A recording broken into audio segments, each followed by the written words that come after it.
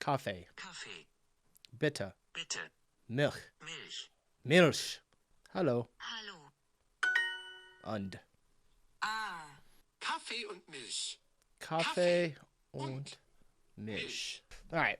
Had to get my my daily challenge in there, you guys. All right, so today we're checking out every European language family in 8 minutes. For some reason, I didn't think that there were 8 of them. I like the parent languages. I thought that there were a little bit less. Maybe like 4 or 5 of them, and then they're kind of like branched off. It's been a while since we've done a linguistics video, so I figured we should swing back around to it. Last time I got into linguistics, I literally started picking up trying to learn another language, so who knows, maybe I'll pick up another one. Germanic, a major branch of Indo-European, originated in northern Europe during the first millennium BCE.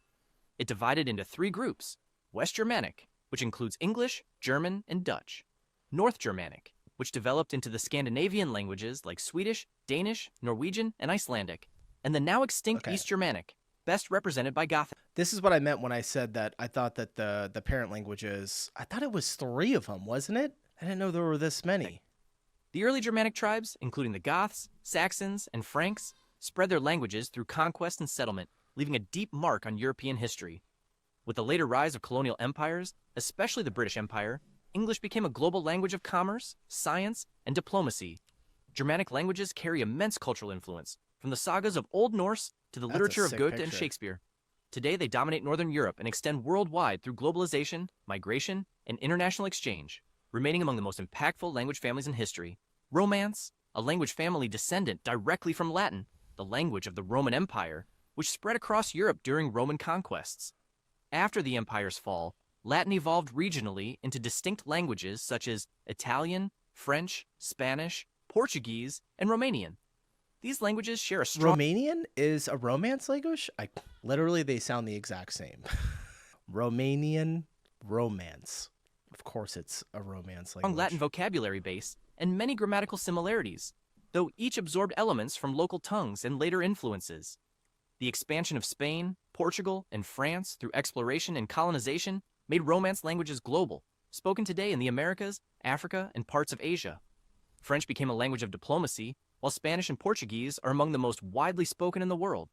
Italian preserved a close link to classical Latin, especially all of South America, all Spanish, pretty much. Well, we'll say all Romance language, at least. Especially in literature and culture. The Romance family remains central to world communication, art, philosophy, and identity, blending classical roots with modern global presence. Slavic, another major branch of Indo-European, spread from Eastern Europe beginning in the early medieval period.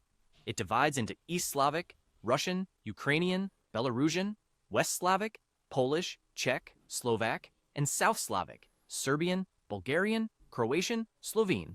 Russian became especially dominant through the Russian Empire and Soviet Union, spreading influence across Eurasia.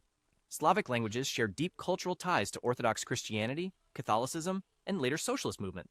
Rich literary traditions, such as the works of Dostoevsky, Tolstoy, and Mickiewicz, have had global impact. The family has also preserved elements of ancient Indo-European grammar. Slavic speakers that are watching, can you guys understand each other fairly well? Like, I'm sure that probably some of them are a little bit more similar, like Russian and Ukrainian, maybe Polish. Are there some, though, that are, like, just so different that you guys can't understand each other literally at all? Cases, making it highly distinctive. Today, Slavic languages represent a massive cultural bloc in Europe, spoken by over 300 million people. They remain central to geopolitics, regional identity, and cultural continuity across Eastern Europe, the Balkans, and beyond. Celtic. The Celtic languages once stretched across much of Europe during antiquity, but today survive mainly on Europe's western fringes. These include Irish. These are kind of going, like, I don't want to say extinct, but they are just not as used as they once were, right? Scottish Gaelic, Welsh, and Breton, with Cornish and Manx revived in recent decades. Celtic tongues descend from the ancient languages of the Gauls and Britons, which were pushed back by Roman expansion, later Germanic invasions, and political suppression. Despite decline, they remain powerful symbols of cultural identity and resistance. Irish and Welsh enjoy official recognition and efforts to revive their use in schools and media. The Celtic languages are linked with rich oral and poetic traditions, mythology, and folklore that shaped Europe's imagination, from Arthurian legends to medieval bardic poetry.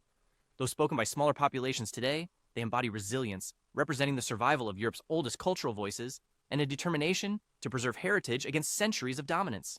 Baltic, the Baltic language family, a branch of Indo-European, is represented today by only 2 living languages, Lithuanian pretty and small. Latvian. Historically, however, Baltic was once spoken across a larger area of northeastern Europe. Old Prussian, another Baltic language, disappeared in the 17th century after Germanization. Lithuanian is particularly important for linguists because it preserves many archaic features of Proto-Indo-European, making it one of the most conservative living languages. Latvian developed under strong Damn. German and Scandinavian influence, shaping its vocabulary and culture. Both nations experienced centuries of domination by powerful neighbors, yet their languages became central to national identity during struggles for independence in the 19th and 20th centuries. Today, Baltic languages are official in their respective states and serve as symbols of resilience, modernity, and historical continuity, linking contemporary Baltic nations to their ancient linguistic roots. Hellenic. The Hellenic family is represented almost entirely by Greek, a language with a documented Hellenic? history of over 3,000 I don't think I've even heard of Hellenic. years.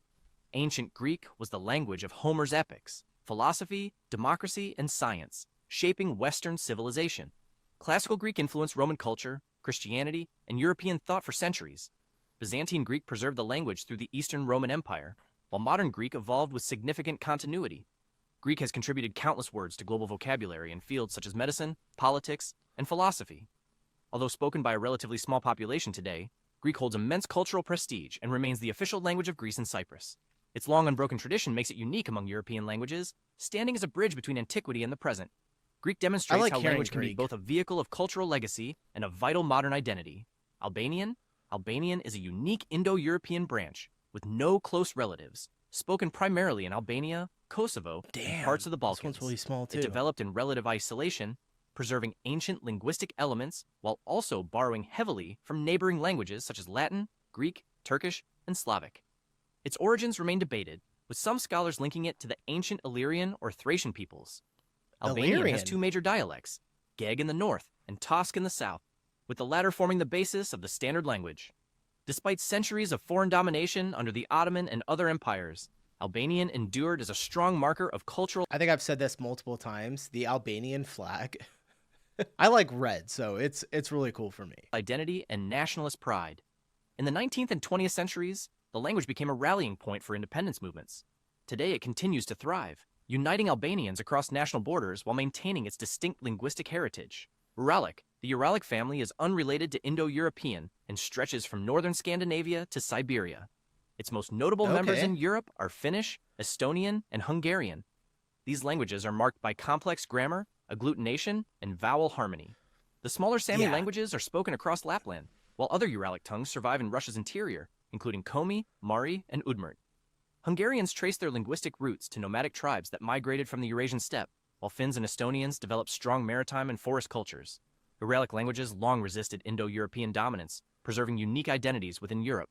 They also played central roles in independence movements, particularly in Finland, Estonia, and Hungary. Despite modern pressures and declining use among minority groups, Uralic languages remain culturally significant, symbolizing resilience, diversity, and ancient connections between Europe and Eurasia, offering a stark contrast to surrounding Indo-European traditions.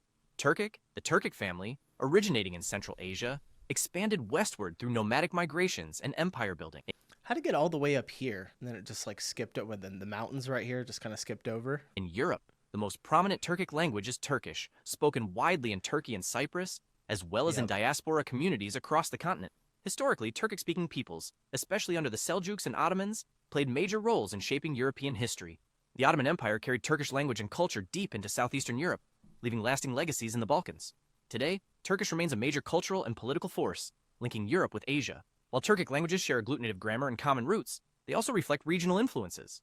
Their endurance in Europe highlights centuries of migration, conquest, and cultural exchange, making the Turkic family a living reminder of Eurasian interconnection. Basque. Basque is one of Europe's greatest linguistic mysteries. Basque. An isolate unrelated to any known family. Spoken in the What? Western Pyrenees, across northern Spain and southwestern France, it predates the arrival of Indo-European languages and may represent a remnant of Europe's prehistoric speech. Despite centuries of Roman, Frankish, and Spanish influence, Basque survived through strong cultural identity and community resilience. Wait, it's still used today? Vocabulary absorbed outside influences, but its grammar remains unique and complex. Basque became a symbol of regional pride and resistance, particularly during Wow. Francoist Spain when it was suppressed. Today, revitalization efforts have expanded its use in schools, media, and public life. Though spoken by under 1 million people, its survival into the modern era is A remarkable. million people? Basque stands as proof of Europe's deep linguistic diversity, offering a living link to an ancient cultural past. Damn. All right. This is why Europeans, you guys learn so many languages, because you just have so many there. Here, it's like either English or Spanish. If you speak English and you speak Spanish, you can pretty much get by with going anywhere in our entire hemisphere. Well, it'll probably take me like a couple of years to learn German where I can speak it fluently, and probably never fluently. I'll probably just sound still very American, but let me know what the language I should do after that is. And with that, we'll go ahead and end the video. Appreciate you guys watching. I'll see you in the next one. Peace.